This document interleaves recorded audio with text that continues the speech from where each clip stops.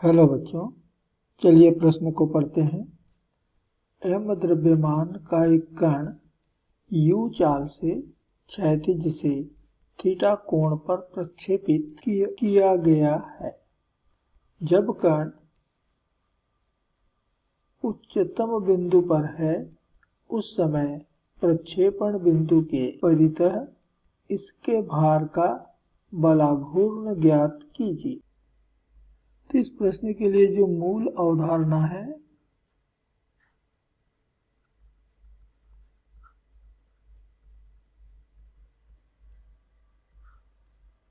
वह है बलाघूर्ण।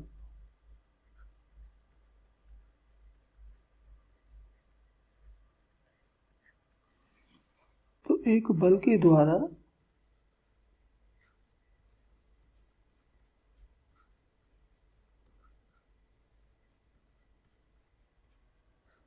उत्पन्न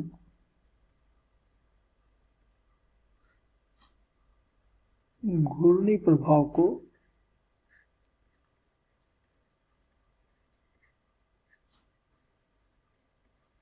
बल का बलाघूर्ण कहते हैं।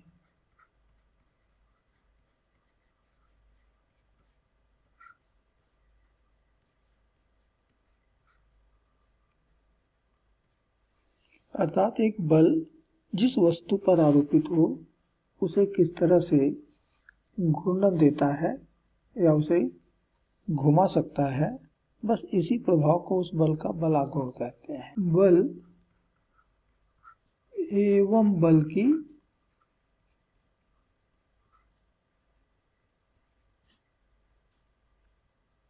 क्रिया रेखा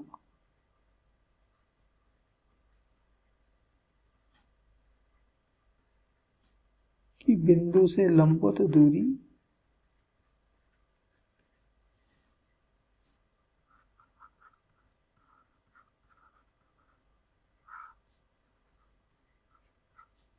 के गुणनफल को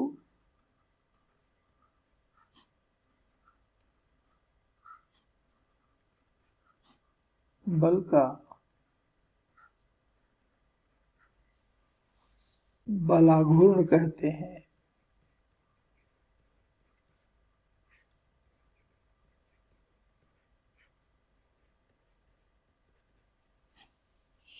तो मान लो एक अक्ष से r दूरी पर एक वस्तु P है। P यहाँ पर एक वस्तु है,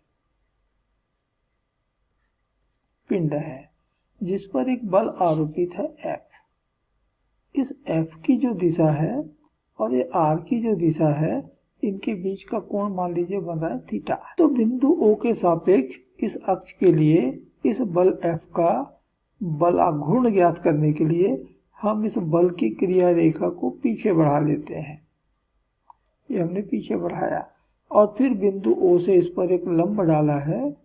ये 90 डिग्री का कोण हमने बनाया है और इस लंब की लंबाई हमने ज्ञात कर ली। मान लेते हैं कि d के बराबर है।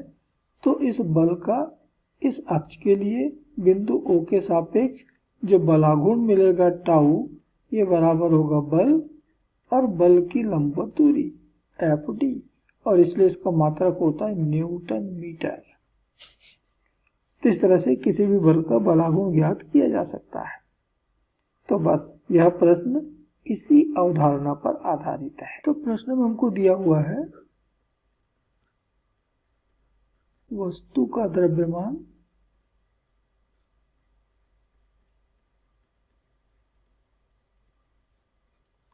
बराबर m, प्रक्षेपण का वेग, फेंकने का वेग, ये बराबर दिया है u, और प्रक्षेपण का कोण।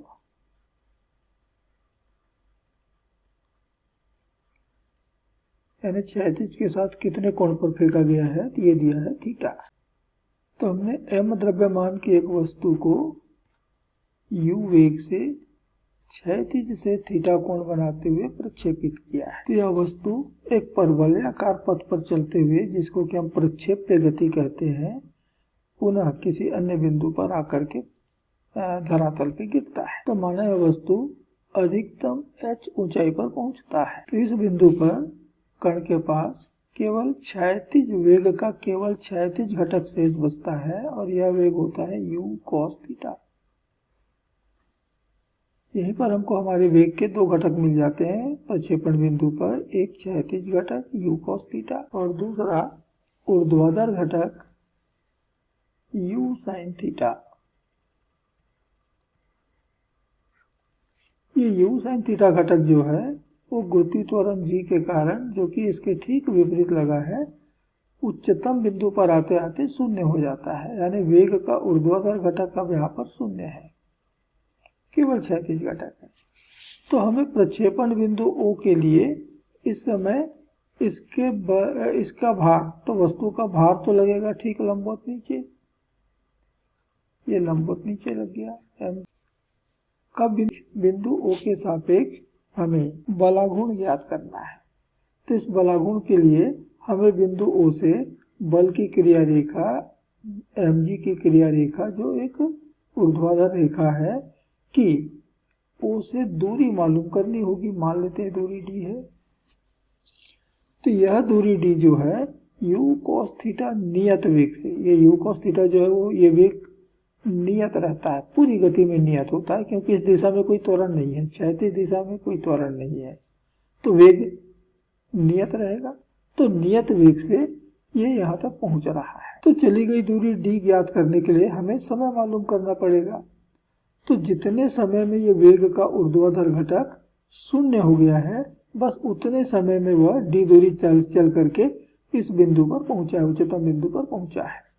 तो चलिए पहले हम समय की गणना कर लें। तो उच्चतम बिंदु तक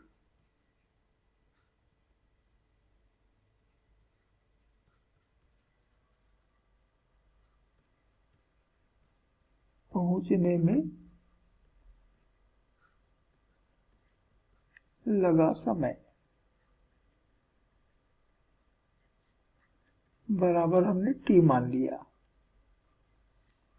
तो गति का पहला समीकरण कहता है v बराबर u प्लस at। तो v की जगह तो यहाँ 0 हो गया, u की जगह हो गया u sin थीटा,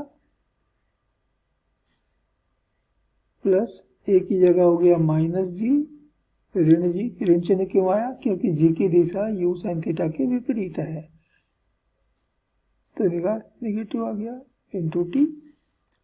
तो यहां से हमको t बराबर मिल गया u sin थीटा बटे g, और तब यहां से हमको मिल जाएगा t समय में चली गई क्षैतिज दूरी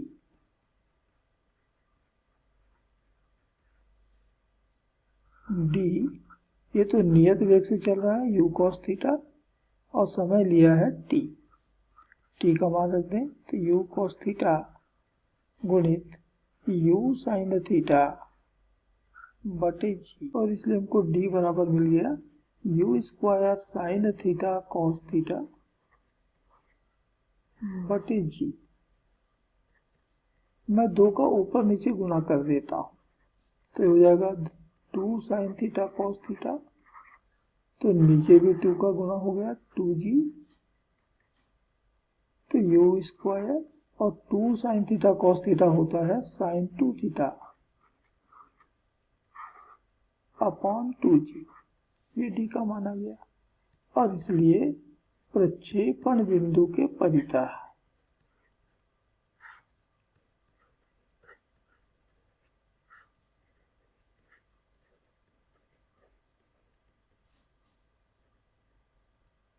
भार का बलाघूर्ण